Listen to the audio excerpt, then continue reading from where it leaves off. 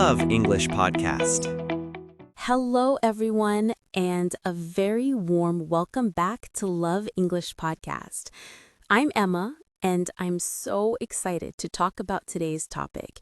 It's a real game changer. And I'm Leo. Hello, everyone. I'm glad you think it's a game changer, Emma, because I think I'm playing the game all wrong. I feel like I am stuck in a cycle of starting and stopping. That's a very common feeling, Leo.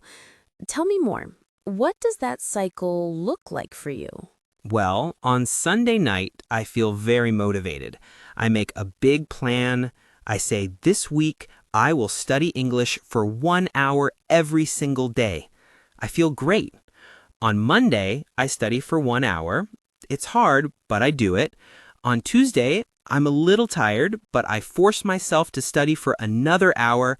By Wednesday, the idea of a 1 hour study session feels like climbing a giant mountain.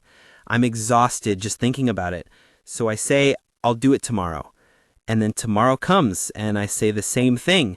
Before I know it, the week is over, and I've only studied for 2 hours. I feel like a failure. Leo, thank you for describing that so perfectly. You have just explained the problem that defeats millions of English learners. You are trying to climb Mount Everest every single day. Nobody can do that. You are relying on motivation and intensity, but successful learners rely on something completely different. What is it? A special talent? More willpower? No, it's something much quieter and much more powerful. They rely on habits, small, simple, daily habits. Habits, like brushing my teeth? That doesn't feel like it would be strong enough to learn a whole language. It sounds too simple. Brushing your teeth is the perfect example. Do you need to feel motivated to brush your teeth every morning? Do you have to make a big plan for it? No, I just do it. It's automatic. I don't even think about it. Exactly. And that is the goal, to make your English practice as automatic and as easy as brushing your teeth. The secret to long-term progress is not a few moments of intense, heroic effort. It is the power of small, consistent actions performed every day over a long period of time. This is called the compound effect. The compound effect? That sounds like something from a science class. What does it mean? It's a very simple idea. It means that small, smart choices, when done consistently, lead to huge results over time. Let me give you an example. Imagine you have 2 choices. Choice A, you get $3 million today, right now. Choice B, you get 1 magic penny that doubles in value every day for 31 days. Which one would you choose? $3 million, of course. A penny is just a penny. Most people would agree with you. Let's see what happens.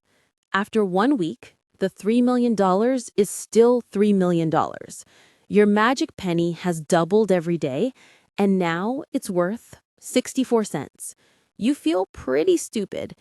After 20 days, your penny is worth about $5,200. You still feel like you made a bad choice. But then, the magic of compounding starts to happen. On day 31, do you know how much that 1 penny is worth? I have no idea. Maybe $100,000? It's worth over $10.7 million. What? That's impossible. It's true. It's the power of small, consistent growth. The first few weeks of progress are so small that they are almost invisible. You feel like you are doing nothing, but the results build on themselves, and eventually they explode. Learning English is exactly the same. Practicing for 15 minutes today doesn't feel like much, but doing it every day for a year, the result is not 365 small results. It's one giant, amazing result. Okay, my mind is blown. So you're saying my 2 one-hour study sessions are less effective than doing just 15 minutes every day? Over the long term, yes, absolutely, for two reasons. First, your brain learns better with daily repetition. It helps move information from your short-term memory to your long-term memory. And second, and more importantly, the 1 hour session is a habit that is very easy to quit. The 15-minute session is a habit that is very easy to keep. Consistency is much more important than intensity. I believe you. I want to build a habit, but how do I start? Even 15 minutes can feel like a lot on a busy day. Then you start smaller. You start so small that it's impossible to say no. This is the 2-minute rule. Your new habit must take less than 2 minutes to do. 2 minutes? What can I possibly learn in 2 minutes? That feels like a waste of time. You are thinking about the goal, not the process. In the first few weeks, you are not trying to learn English. You are trying to master the art of showing up. You are building the habit muscle. The goal of the 2-minute rule is not to get results. It is to make the habit automatic. Anyone can find 2 minutes. So what would a 2-minute English habit look like? It could be anything. I will open my vocabulary app and review 2 new words. I will read 1 paragraph of an English book out loud. I will write 1 sentence in my journal about my day. I will listen to the first 2 minutes of an English podcast. The important part is that you do it every single day. And once it becomes automatic, I can increase the time to 5 minutes, then 10? Now you're getting it.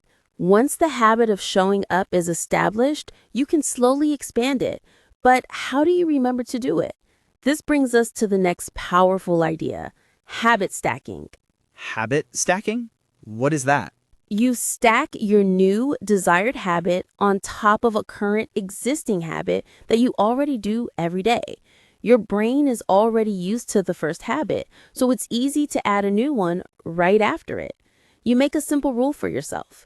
After current habit, I will new habit. Can you give me some examples? Of course. Let's say you drink a cup of coffee every morning. That is a strong existing habit. Your new rule could be, after I start brewing my coffee, I will listen to 1 short English podcast conversation. Or, while I drink my morning coffee, I will do 1 2-minute lesson on my language app. This is why we make our Love English podcast episodes. They are perfect to listen to during these small moments in your day. That makes so much sense. I don't need to find new time. I just need to connect it to something I already do. What are some other examples of habit stacking? The possibilities are endless. After I brush my teeth, I will say 3 positive affirmations in English in the mirror. When I put on my shoes to leave the house, I will review 3 vocabulary flashcards that I keep by the door. After I finish dinner and put my plate in the sink, I will write 1 English sentence in my journal. You are creating a clear signal for your brain. The end of the old habit is the start of the new one. This is a brilliant system. It makes it so much easier.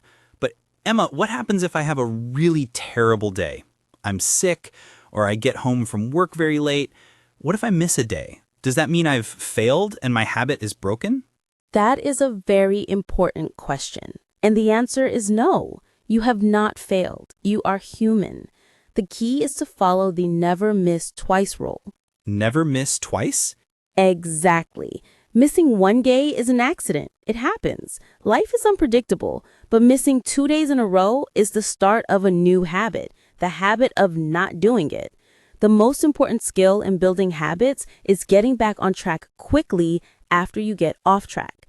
So if you miss Wednesday, you must do your habit on Thursday, even if it's just for 1 minute.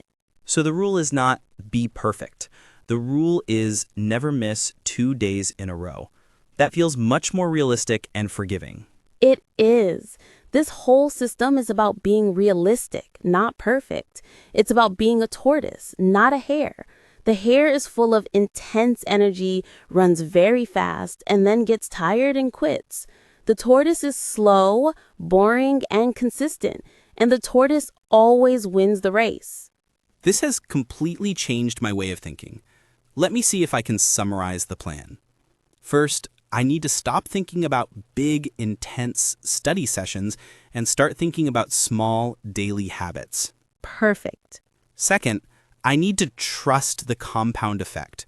I need to believe that these small daily actions will lead to huge results over time, even if I can't see the progress at first. Excellent. Third, to build the habit, I should start with the 2-minute rule to make it so easy I can't say no. Fourth, I should use habit stacking to connect my new English habit to an existing part of my daily routine. And fifth, if I miss a day, I must follow the never miss twice rule. Leo, that is an absolutely perfect summary. That is the complete blueprint for building a daily English habit that will last a lifetime and bring you the results you want. I feel so much better. I don't feel like a failure anymore. I feel like I just had the wrong strategy. Tomorrow morning, after I turn on my coffee machine, I'm going to listen to this very podcast episode again. That will be my new habit. That is the perfect way to start, Leo. And to all our listeners, what will your new 2-minute habit be? Choose one today, stack it, and start your own amazing compound effect journey. Thanks for listening to Love English Podcast. Remember, every minute you spend learning English is an investment in your future. Keep learning and see you in the next episode.